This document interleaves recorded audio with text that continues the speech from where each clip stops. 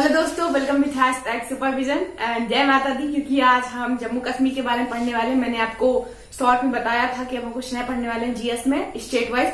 तो know your state में ये हमारा फर्स्ट पार्ट है जम्मू कश्मीर का, और हम दो पार्ट में इसको कवर करेंगे। ये हमारा फर्स्ट पार्ट में हम जो इम्पोर्टेंट क्वेश्चन बनते हैं जहां से उसको कवर करेंगे।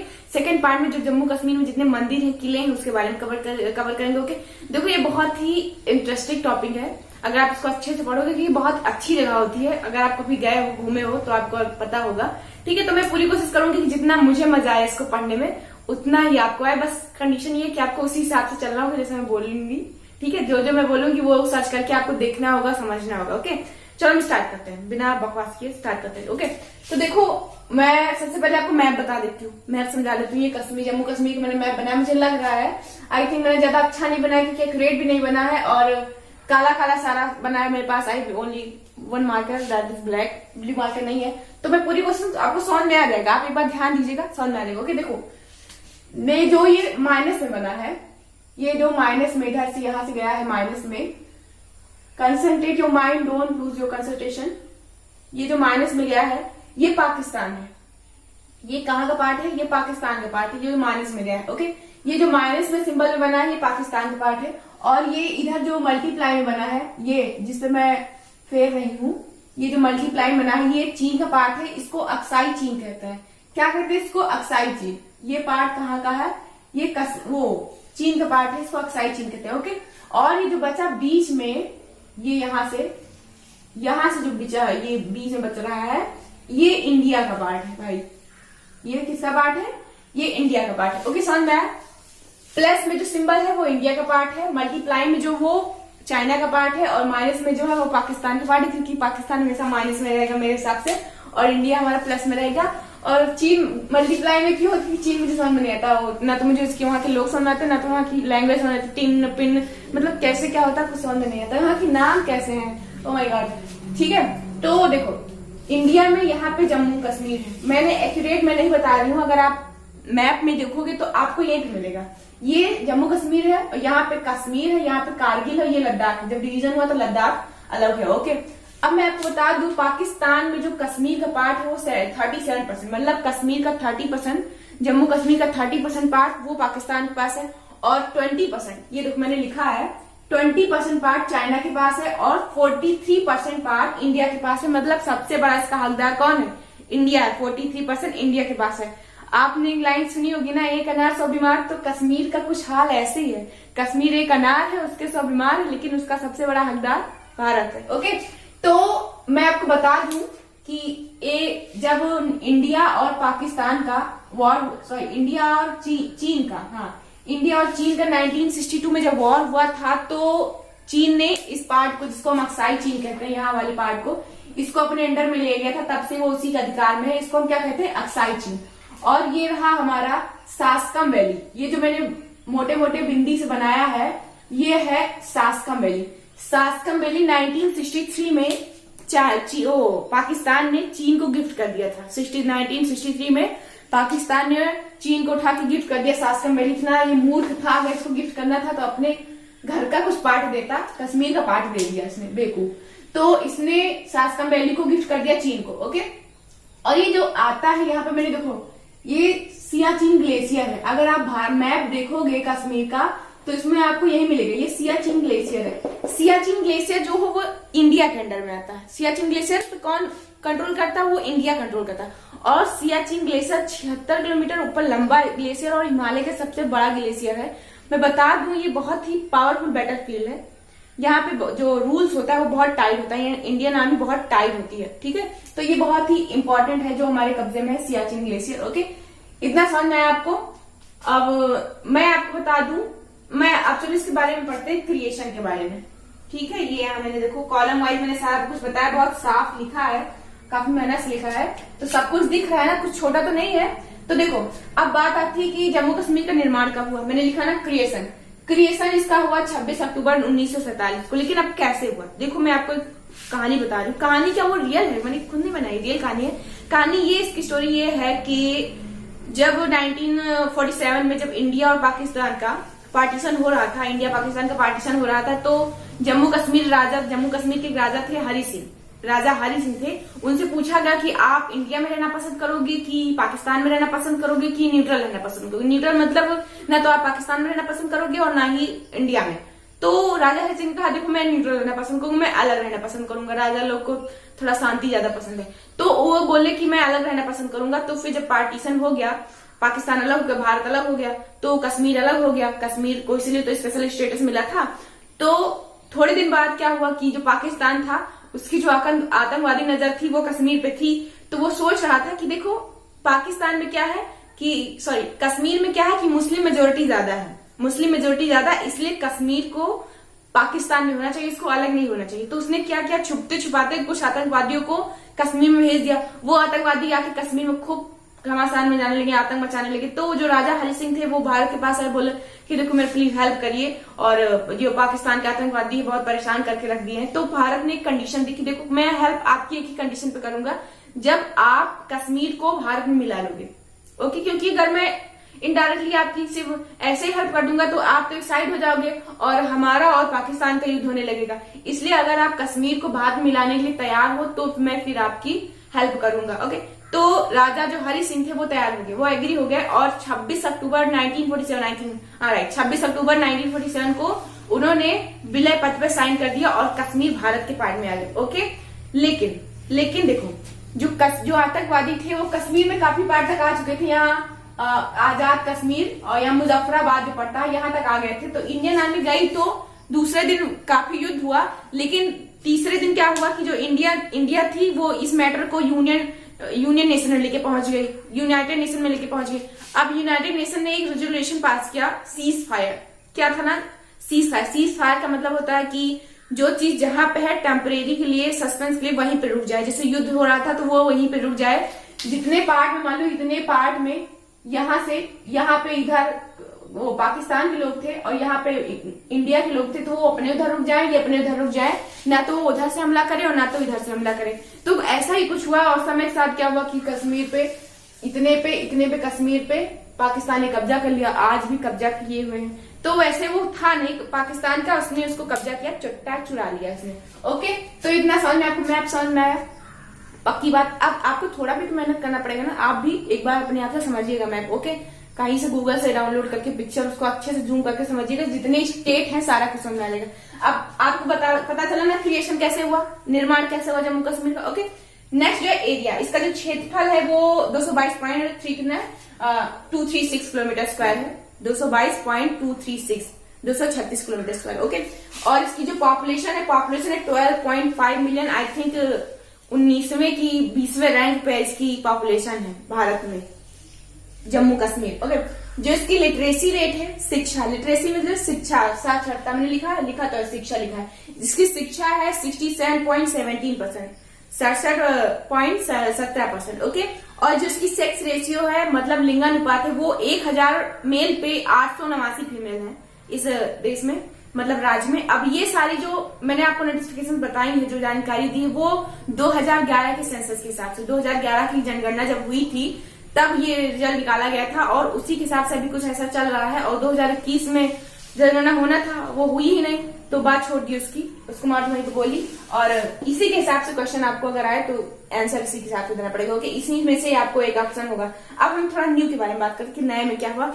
2019 31 अक्टूबर, ये दिन याद है कि नहीं? 31 अक्टूबर 2019 को कश्मीर के ऊपर से जो स्पेशल स्टेटस का था, स्पेशल स्टेट का स्टेटस था, उसको हटा दिया गया, मतलब सब कॉमन कर दिया गया सारे मामले को। जैसे सारे स्टेट होते हैं वैसे अब जम्मू कश्मीर भी रहेगा। क्या हुआ कि आर्टिकल 35A आई थिंक और आर्टिकल 370 ये आर्टिकल के तहत जम्मू कश्मीर को स्पेशल स्टेटस मिला था। इसमें क्या था, 35A में था कि कोई भी पर्सन जो इंडिया का है वो भारत से जम्मू कश्मीर जाके घूम सकता है, वहां पे थोड़े दिन रह सकता है, लेकिन ना तो वहां पे कोई जमीन खरीद सकता है, ना तो किसी से शादी कर सकता है। और फिर इसी एक्ट के तहत मतलब 31 अक्टूबर 2019 को सारा कुछ मामला कॉमन कर दिया गया। सब जैसे कॉमन सारे स्टेट है वैसे जम्मू कश्मीर को कर दिया गया। तो एक हिसाब से 31 अक्टूबर 2019 को जम्मू कश्मीर और लद्दाख को यूनियन टेरिटरीज बना दिया गया। 2 यूनियन टेरिटरीज और जोड़ी गई, जम्मू कश्मीर और लद्दाख। ओके, समझ में आया? जम्मू कश्मीर की इस समय जो है शायद Manoj Sinha lieutenant governor general, और लद्दाख जो लेफ्टिनेंट गवर्नर जनरल है वो कृष्ण माथुर। ठीक है, जम्मू कश्मीर में जम्मू कश्मीर हाई कोर्ट है, जम्मू कश्मीर और लद्दाख हाई कोर्ट है, जिसके जो इसमें मुख्य चीफ जस्टिस हो पंकज मित्तल है पंकज मित्तल। ओके, समझ में। इसमें जम्मू कश्मीर में कितने जिले थे? पहले क्या था, 22 जिले थे। जब लद्दाख एक ही में था तब 22 जिले थे। अब क्या हुआ कि जब ये लद्दाख को अलग कर दिया, लद्दाख डिवीजन हो गया, तो जम्मू कश्मीर में 20 जिले हुए और 2 जिले जो लेह और कारगिल है वो लद्दाख में साइड में आ गए। लद्दाख में कितने जिले? 2 और लेह और कारगिल, और 20 जिले जम्मू में आ गए, जम्मू कश्मीर में आ गए। ठीक है, तो ये हो गया, आपको इतनी जानकारी मिल गई। अब हाँ, राजधानी कैपिटल तो बनाना भूल गई। जम्मू कश्मीर में देखो 2 कैपिटल है, यूनिक है एकदम, 2, सबके पास एक कैपिटल होता है। जम्मू कश्मीर में 2 कैपिटल है, गर्मी में दूसरा और ठंडी में कुछ दूसरा, ना यूनिक है ना ये। तो देखो, गर्मी में जो कैपिटल होती है जम्मू कश्मीर की वो श्रीनगर होती है, और ठंडी में जो इसकी कैपिटल होती है वो जम्मू तवी होती है, जम्मू तवी। ओके, समझ में आई बात। इस जम्मू तवी के बारे में नेक्स्ट वीडियो में डिस्कस करेंगे ब्रीफली। ओके, ठीक है। अब हम इसके बाद करते हैं बाउंड्रीज के बारे में, बाउंड्रीज मतलब सीमा के बारे में, कि जो जम्मू कश्मीर की जो सीमा है वो किस किस कंट्री से, किस किस देश से, राज्य से साझा करती है अपनी सीमा। तो मैं बता दूं, पूरब में ईस्टर्न साइड में जो जम्मू कश्मीर है चीन से अपनी सीमा साझा करता है, चीन से अपनी बाउंड्री शेयर करता है। और वेस्टर्न साइड में पाकिस्तान से, देखो वेस्टर्न साइड में पाकिस्तान से सीमा साझा करता है अपना। नॉर्थर्न साइड में उत्तर में अफगानिस्तान से साझा करता है। और ये तीनों कंट्री, पाकिस्तान, अफगानिस्तान और चीन, पाकिस्तान, अफगानिस्तान, चीन ईस्ट में, और पाकिस्तान वेस्ट में, और नॉर्थन में अफगानिस्तान। ठीक है, ये तीनों जो सीमा है वो इंटरनेशनल कंट्री, मतलब अंतरराष्ट्रीय देश है। ये इंटरनेशनल कंट्री है, चीन, पाकिस्तान और चीन, पाकिस्तान और अफगानिस्तान। ठीक है, तो जो जम्मू कश्मीर है कितनी इंटरनेशनल कंट्री से अपनी बाउंड्री शेयर करता है? तो 3 का नाम पता, चीन, पाकिस्तान एंड अफगानिस्तान। ओके, और 2 राज्य है, इंडियन स्टेट है, जिससे जम्मू कश्मीर अपने साझा करता है, सीमा साझा करता है। मैं यहाँ बता दूं, यहाँ पे ऐसा कुछ रहेगा, पंजाब, यहाँ पे पंजाब, और यहाँ पे ऐसे हिमाचल प्रदेश, पंजाब और हिमाचल प्रदेश। ये देखो मैंने लिखा है पंजाब और हिमाचल प्रदेश, ये जो 2 इंडिया के स्टेट हैं जिससे जम्मू कश्मीर अपना सीमा साझा करता है। ठीक है, और जब बात आती है कि सबसे लंबी बाउंड्री किसके साथ शेयर करता है जम्मू कश्मीर, तो चीन के साथ। ये हाफ साइड चीन, यहाँ से देखो, यहाँ से ये भी तो चीन के हिस्से में है ना, क्योंकि इसको गिफ्ट मिला है। तो ये यहाँ से ये रहा साइड चीन होते हुए, कितनी लंबी बाउंड्री है इसकी देख लो। यहीं से आपको ये इतना अंडरस्टूड है कि कितनी लंबी है ना, आप मैप से लगा सकते हो अंदाजा।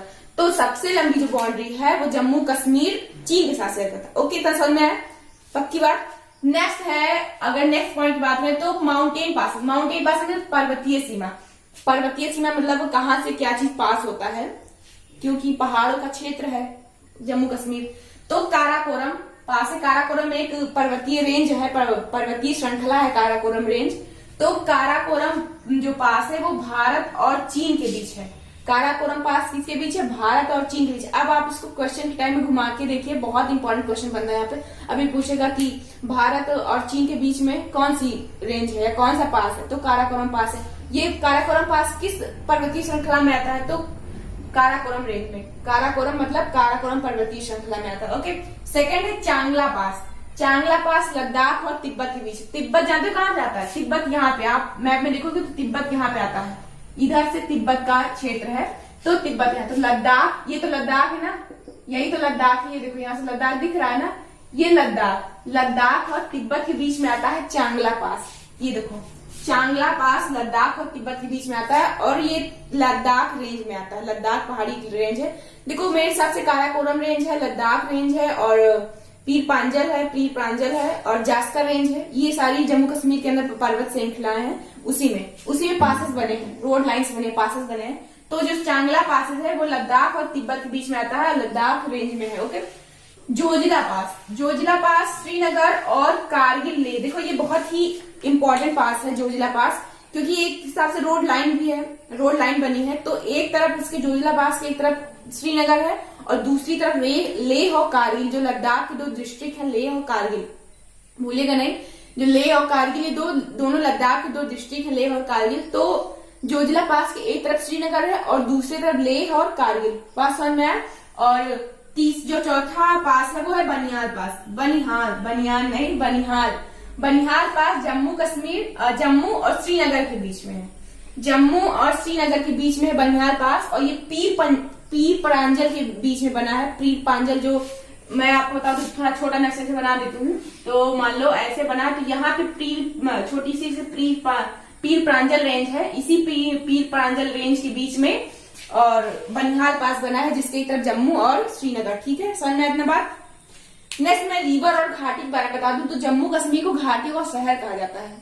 जम्मू कश्मीर को घाटियों का शहर कहा जाता है। अगर ये जितनी घाटी मैंने लिखा है, मैंने खुद गूगल पे सर्च करके देखा, बहुत अमेजिंग लगती है। तो आप देख लो, चाहे लिख लो, चाहे स्क्रीनशॉट ले लो, आई डोंट केयर।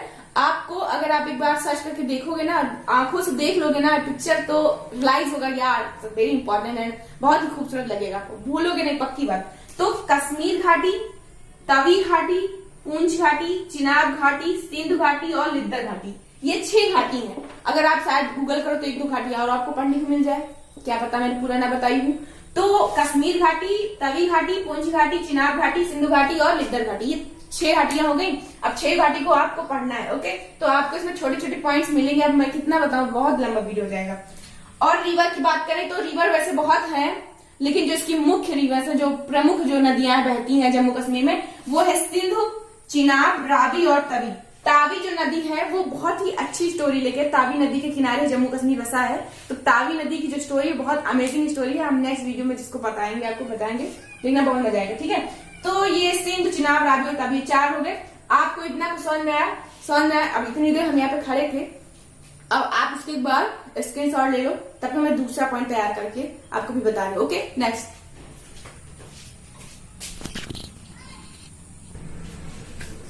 तो फ्रेंड्स, अब हम पढ़ेंगे स्टेट सिंबल्स के बारे में। स्टेट सिंबल्स पहले हम पढ़ लेते हैं लैंग्वेज के बारे में कि जम्मू कश्मीर की लैंग्वेज क्या है।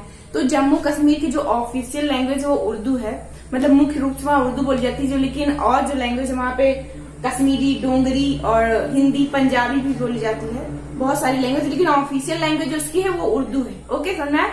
नेक्स्ट जो है फेस्टिवल की बात करें तो वहाँ पे सिकारा फेस्टिवल बहुत प्रसिद्ध है। सिकारा फेस्टिवल में क्या होता है, आपने कश्मीर अगर कोई गया होगा तो देखा होगा, कश्मीर में हाउस बोट्स बहुत होते हैं। हाउस बोट, श्रीनगर में हाउस बोट तो होते हैं। आपने वो मूवी देखी होगी नोटबुक में कश्मीर की जो श्रीनगर की जो झील है बहुत बाकायदा, बहुत बढ़िया से दिखाई गई। नहीं देखे होंगे तो एक आध गाना देख लीजिएगा, मूवी में बहुत टाइम लगेगा तो आपको समझ में आ जाएगा। तो जो हाउस बोट होती है वो कहा जाता है कश्मीर की एक तरीके से रोजी रोटी है। वहां के जो लोग रहते हैं, कॉमन पर्सन रहते हैं, जैसे अपने अवध की रोजी रोटी आप ई रिक्शा को मान लीजिए, तो वैसे वहां की हाउस बोट है, वो वहां की रोजी रोटी। तो उसके लिए जो वहां की सरकार, गवर्नमेंट है, वो एक त्योहार मनाती है जिसमें हाउस बोट जो होते हैं, शिकारा, उसको शिकारा कहते हैं ना, तो शिकारा हाउस बोट जितनी होती है वो अपने नावों को, अपने घरों को बहुत अच्छे से सजाते हैं। जो घर वाले नाव होते हैं ना, हाउस बोट, उसको बहुत अच्छे से डेकोरेट करते हैं और फिर उसमें कंपटीशन होता है। उनके में जो सारे शिकारे होते हैं उनके बीच में कंपटीशन होता है, यही फेस्टिवल में होता है। दूसरा जहाँ का फेमस फेस्टिवल है हेमिस, ये लद्दाख का फेस्टिवल है हेमिस। हेमिस एक महापद्मानंद बाबा थे, हेमिस का मानना है, जो मानते थे कि लोगों की भलाई के लिए उन्होंने युद्ध लड़ते लड़ते अपनी जान को बलिदान कर दिया। तो इस फेस्टिवल में क्या होता है कि जो स्त्री होते हैं, पुरुष होते हैं, मेल फीमेल होते हैं, वो बहुत अच्छी ट्रेडिशनल ड्रेस होती है, उनकी मुखौटे वाली ड्रेस होती है, बड़ा बड़ा मुखौटा लगाते हैं मुंह पे और उसमें डांस करते हैं। तो यहाँ ये कम से कम 3 दिन मनाया जाता है। ये हेमिस फेस्टिवल 3 दिन मनाया जाता है। ठीक है, तो ये 2 फेस्टिवल हो गए। अब आप इसको सर्च करके पढ़ेंगे तो 3-4 फेस्टिवल मिलेंगे। ओके, अब हम स्टेट सिंबल्स के बारे में बात करते हैं। स्टेट सिंबल जैसे कंट्री सिंबल्स होते हैं, वैसे स्टेट सिंबल राजकीय जो चिन्ह होते हैं। तो जो जम्मू कश्मीर का राजकीय ट्री है, नेशनल नहीं, स्टेट ट्री जो है वो चिनार का पेड़ है। चिनार का पेड़ कुछ लाल लाल से झब्बादार पत्तीदार होता है। चिनार का पेड़ आप सर्च करिए गूगल पे, चिनार का पेड़, तो आपको दिखेगा कि चिनार का पेड़ कैसे होता है। आप देखोगे तो फिर बाकायदा समझ में आएगा, भूलोगे नहीं।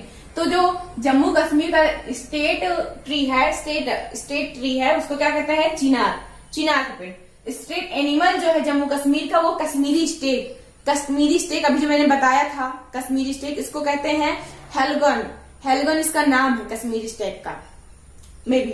ठीक है, तो स्टेट एनिमल क्या होता है, कश्मीरी स्टेट। स्टेट बर्ड उसका है black necked crane. Black necked crane की जो चोंच होती है, क्रेन में इसका सारस होता है। तो जो इस क्रेन की जो सारस की जो चोंच होती है काफी लंबी होती है, ब्लैक कलर की, और ये कुछ बतख के मॉडल होता है। मैंने जितना देखा मैं उतना बता रही हूँ, आप भी देखिएगा आपको समझ में आएगा। तो ऐसे कुछ होता है, काफी अजीब पक्षी है ये। तो यहाँ का जो स्टेट बर्ड है वो क्या है, black necked crane. Okay, state flower जो है वो लोटस है। जैसे इंडिया का नेशनल फ्लावर क्या लोटस है, तो यहाँ का स्टेट फ्लावर भी लोटस है। ओके, ये हमारा स्टेट सिंबल हो गया। अब हम प्रोडक्शन की बात करेंगे। प्रोडक्शन के बारे में बात करें तो जम्मू कश्मीर में एप्पल जो है बहुत मात्रा में, सेब के जो उत्पादन होता है वो बहुत मात्रा में होता है। अगर आप सेब लेने जाओगे जम्मू कश्मीर में तो जाते जो लोग, हम लोग अपनी बात बताएं तो गए थे हम लोग, तो एक एक ऐसे पूरा पूरा झब्बा जो होता है स्टेट का, जो कैरेट होता है पूरा पूरा सेब खरीद लिया जाता है। इतना सस्ता होता है वहाँ पे सेब, सस्ता होता है क्योंकि वहाँ पे उसका उत्पादन ज्यादा है। किसका? एप्पल का। और एप्पल के बाद सेफ्रॉन, सेफ्रॉन में होता है केसर।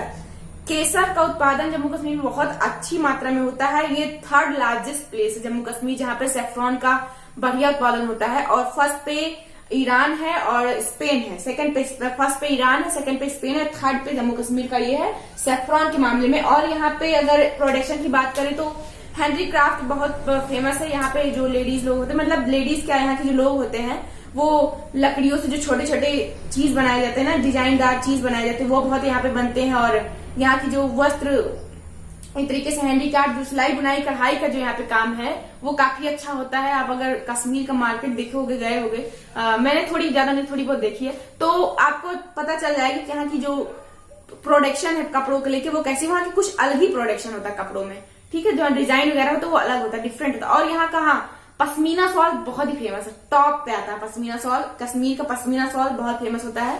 पीएम मोदी को जो देखा होगा वो शॉल लेके चलते हैं, पश्मीना शॉल। तो प्रोडक्शन में क्या, एप्पल, सेफ्रॉन, और कपड़ों में हैंडीक्राफ्ट होता है, और पश्मीना शॉल फेमस है, ठीक है। डांस की बात करें तो यहाँ पे धूमल और रॉफ फेमस है। बाकी यहाँ पे 4-5 तरीके से डांस फॉर्म है यहाँ के, लेकिन जो धूमल डांस है, रॉफ डांस है, वो यहाँ का फेमस डांस है कश्मीर का, जम्मू कश्मीर का। ओके, अब नेशनल पार्क की बात कर लेते हैं। बहुत ही इंपॉर्टेंट पॉइंट है, यहाँ से काफी क्वेश्चन आते हैं। अगर 4-5 आपको नेशनल पार्क याद हो गए जम्मू कश्मीर के, तो अगर आ गए तो आपका सही होगा। तो नेशनल पार्क में राष्ट्रीय उद्यान के बारे में बात करें तो जो फर्स्ट यहाँ पे है, पहला है Hemis national park. Hemis national park जो है वो लद्दाख में सिचुएटेड है। कहाँ पे है? लद्दाख में, ये रहा लद्दाख। हेमिस नेशनल पार्क लद्दाख में सिचुएटेड है और ये स्नो लेपर्ड के लिए फेमस है। स्नो लेपर्ड मतलब यहाँ पे जो लेपर्ड क्या होता है, बाघ। तो लेपर्ड जो होते हैं वो बर्फ में, एक तरह की जो बर्फ मैंने देखा उनकी इतनी लंबी पूंछ बहुत लंबी होती है, बहुत मोटी होती है, एकदम झब्बे व्हाइट कलर के, ऐसे व्हाइट कलर की बर्फ उनके ऊपर पड़ी रहती है। काफी डरावने लगते हैं, डेंजरस लगते हैं। बाघ वास्तव में डेंजरस होते हैं। तो दूसरा जो है वो है Dachigam national park. Dachigam national park Srinagar में सिचुएटेड है। कहाँ पे सिचुएटेड है? श्रीनगर में सिचुएटेड है। और ये हैंगुल के लिए फेमस है। हैंगुल एक हिरन के जैसा होता है जिसकी सींग, या मैं बताऊं आप लोग एक बार देखना जरूर। दाचीगम नेशनल पार्क इसके लिए फेमस है, तो हैंगुल आएगा। उसमें उसकी इतनी बड़ी बड़ी सींगे होती, काफी घुमावदार सींगे होती, मोटी मोटी सींगे होती हैं, ऐसे ऐसे करके सींगे होती हैं और ब्लैक कलर की होती हैं। ऐसे उनको देख के लगता है ये बहुत ओल्ड एनिमल्स हैं। इनको हैंगुल कहते हैं, जो यहाँ का स्टेट एनिमल, ठीक है। तो आप इसको बार देखिएगा, ये बर्ड्स हुए, लियोपार्ड्स हुए। और अगर आप इन लोग को देख लोगे ना एक बार गूगल सर्च के, जब हम कोई चीज पिक्चर में देख लेते हैं या मूवी वीडियो टाइम में देख लेते हैं तो माइंड में कैप्चर हो जाता है। कहने का मतलब बस यही है। Salim Ali national park, Salim Ali national park Srinagar में सिचुएटेड है। और ये किस लिए फेमस है? यहाँ पे 70 टाइप्स के वेराइटीज के बर्ड्स पाए जाते हैं। सलीम अली नेशनल पार्क में 70 टाइप के बर्ड्स पाए जाते हैं। सोचो 70 प्रकार के पक्षी, 70 प्रकार के पक्षी, जरूर देखिएगा। किस्तर नेशनल पार्क भी श्रीनगर में सिचुएटेड है। किस्तर नेशनल पार्क श्रीनगर में सिचुएटेड है। और ये स्नोकॉक और ब्राउन बियर, स्नोकॉक मतलब बर्फीले मुर्गे, स्कॉक में मुर्गे तो बर्फीले मुर्गे, और ब्राउन बियर मतलब भूरे भालू के लिए प्रसिद्ध है। आप इसको भी देखिएगा।